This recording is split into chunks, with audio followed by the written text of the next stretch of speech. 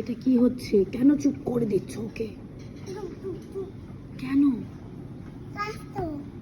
আসতে বলতে হবে? কেক কেক খাওয়া যাবে না কিন্তু, ওর তো দাঁতে ব্যথা। ওর তো দাঁতে ব্যথা। তোমার নাকি সব দাঁতে ব্যথা? সব দাঁতেই তো ব্যথা। দাঁত ভালো আছে? তাহলে একটু কিটকিট করে দেখাও।